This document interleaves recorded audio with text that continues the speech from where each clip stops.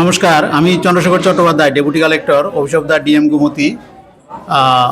আজকে আমি এখানে যে গয়নার যে বাক্স, মায়ের গয়নার যে বাক্স, সেটা গণনার জন্য, সেটা হিসাব নেওয়ার জন্য আমি দায়িত্ব পেয়েছি এবং আমার টিম সহ আমরা এই কার্যে নিযুক্ত আছি।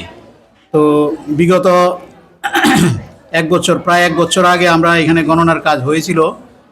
গয়নার বাক্স থেকে আমরা যে দৈনন্দিন ভক্তরা যে জমা দেন, সেটার একটা রেজিস্টার মেনটেন করা হয়। সেই রেজিস্টার থেকে আমরা গয়নাগুলো মিলিয়ে যথাযথ নিরাপত্তার মাধ্যমে বাক্সে করে আমরা নিয়ে ট্রেজারি স্ট্রং রুমে সেটা জমা দিই। আজকেও সেই কাজটা আমরা করছি। তো গতবার যখন গণনা হয়েছিল, সেখানে আমরা পেয়েছিলাম মোট 4 কেজি 674 গ্রাম স্বর্ণ এবং 15 কেজি 746 গ্রাম রূপা।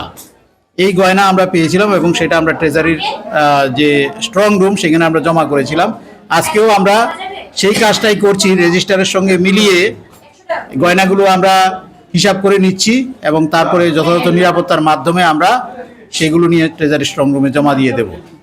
কি মনে হচ্ছে এবার কতটুকু স্বর্ণ পেতে পারেন আপনারা? আন্দাজ কি মনে হচ্ছে?